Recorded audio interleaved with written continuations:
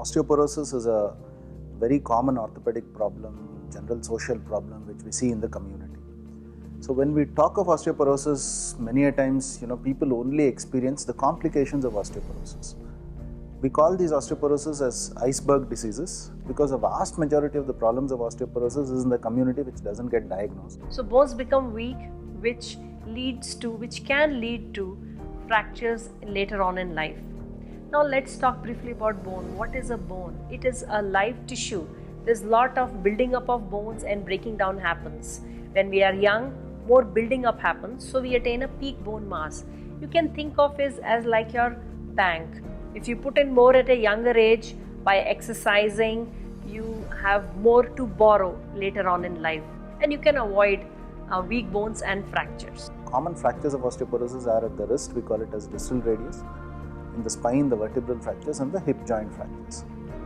So, as somebody who operates on these very frequently, I'm very scared or disappointed when we see these fractures because these problems can be preventable. A large number of these can be preventable, and once the fracture happens, it's difficult to treat because a healthy bone should be hard.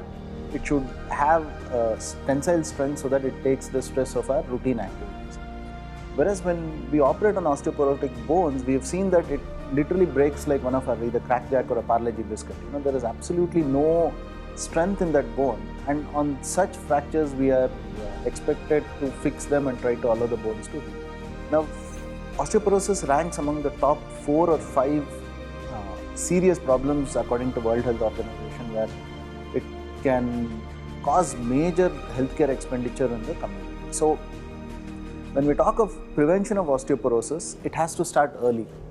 Many a times, osteoporosis causes issues, it doesn't cause any symptoms vis-a-vis where the complications happens in the elderly, whereas the whole process of osteoporosis starts at the younger age group. So we have a concept called as peak bone mass. So peak bone mass is something at younger age group we attain a certain amount of bone density. The maximum bone density we can attain is at the age of around 25.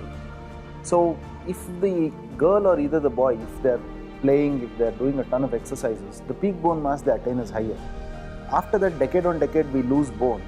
Irrespective of loss of bone, if the peak bone mass the girl kid attains is higher, the girl kid will not go into osteoporosis in her menopause. So, if there's one message which I want to give, if parents have a boy and a girl at home, my suggestion is let the girl kid do all the playing and all the running, jumping and things, whereas household chores can be done by the boy. So what are the risk factors? Who will get osteoporosis? The things which we cannot change are the gender and the older age. Early menopause can also lead to osteoporosis if you have a family history of fractures or if you have a small frame.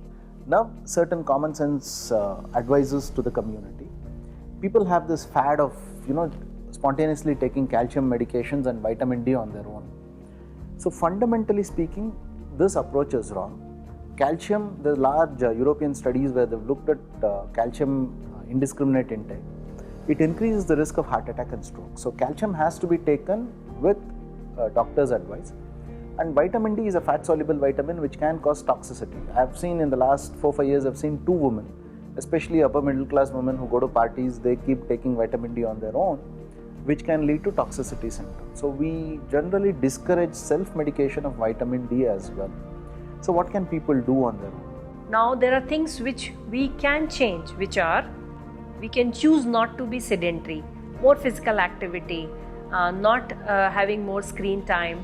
We can avoid smoking in teenage, in late teens. I know some kids pick up this habit of smoking and drinking alcohol. Both of them weaken the bone.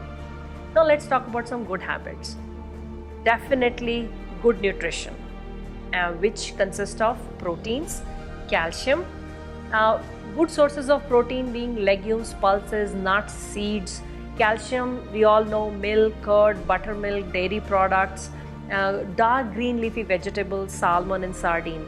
And let's not forget about vitamin D. We get ample vitamin D free in the sun. So go out there and get some sun. Vitamin D helps the body to absorb calcium, which makes our bones and muscles strong. Irrespective of the age group, simple walking. Younger kids, impact sports like jumping and football, hockey, all of those things will help. Vis-a-vis in the elderly, walking is the best form of exercise.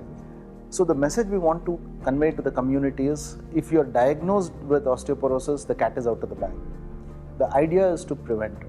So use common sense measures, be physically active, and don't fall for the information which is there online. So there's a lot of scary information which is present online. So don't be misled by the information and try to self-manage osteoporosis.